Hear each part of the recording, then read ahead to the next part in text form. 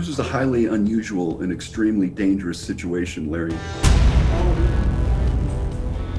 My primary concern here is that there was clearly a breakdown on this day.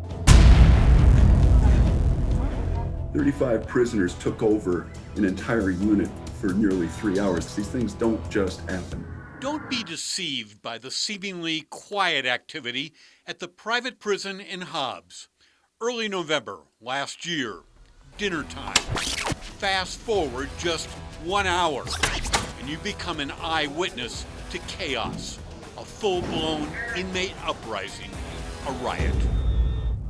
Officially, the Corrections Department has gone to great lengths to keep the whole Hobbs prison riot under wraps. No public statements, no press conferences, and no news releases.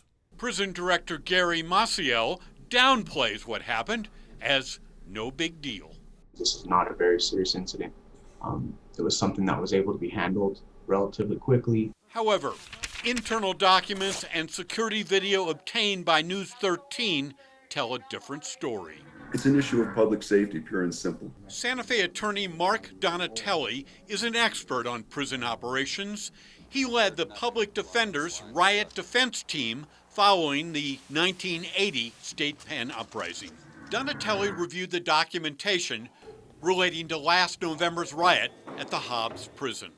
By definition, prisons are supposed to keep those inside under control. They lost control of an entire unit with 35 intoxicated prisoners for 3 hours. That's not the way safe prisons are operated. The Lee County Correctional Facility is a medium security private prison operated by the Florida-based Geo Group. It was November 2nd, 2020, cell block 4A, late afternoon.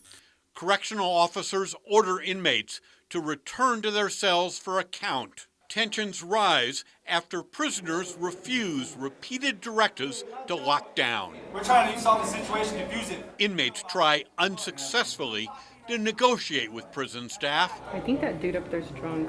It's clear some are drunk from a supply of homemade alcohol. Within minutes, prisoners barricade the doors and take control of the cell block. I'm giving you a directive to lock down. Nobody just wants to get locked down. That's the only thing. Not my word. You're good. Nothing's gonna happen to you. I ain't going in there till you guys are locked down. How are you getting ready? The prison's riot response team gathers outside. Tear gas canisters are dropped from rooftop ports. How many have you dropped already, Martin? 4. Give a couple more. What the hell? Disperse another round of gas inside. Lock down! Inmates neutralize the tear gas using trash cans filled with water and blankets. Gas grenades are moved to the shower area. Armed with homemade weapons, prisoners start fires, destroy sprinkler heads, and furniture. Let's drop another one. Let's drop another one. Another round.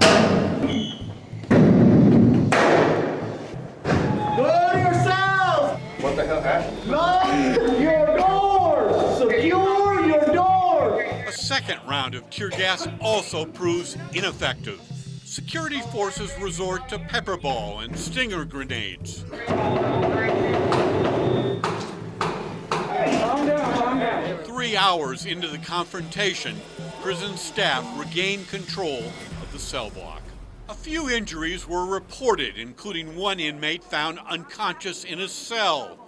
The Corrections Department launched an investigation with a focus on the Geo Group's handling of the riot. This incident absolutely could have been prevented. Alicia Tafoya Lucero is the Department of Corrections Cabinet Secretary.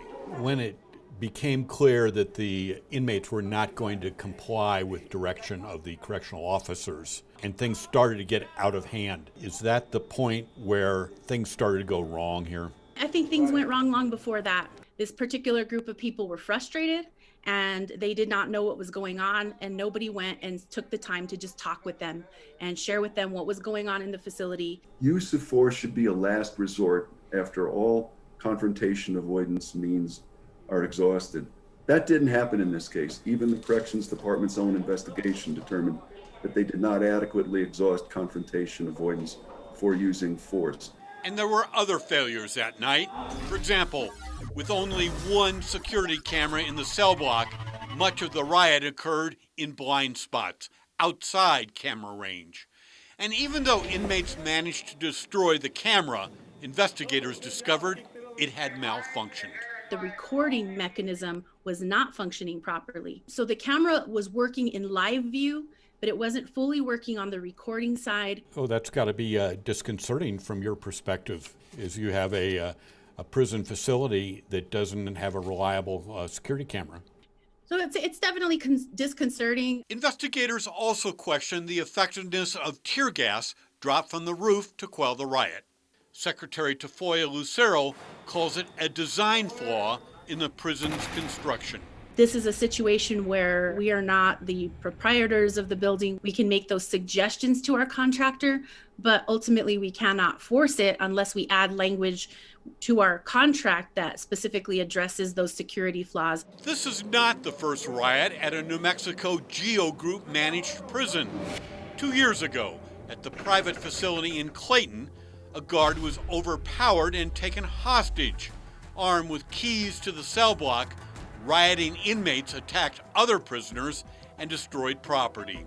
The state later took over management of the Clayton lockup. Do these things just happen in prisons? I mean, every once in a while, prisoners get upset and they take over a cell block. Is this just sort of the cost of doing business? Your opinion? Not in well-run, safely staffed prisons it doesn't happen, Larry.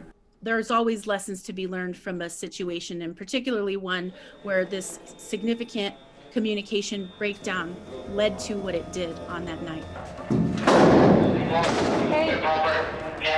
Larry Barker, KRQE, News 13.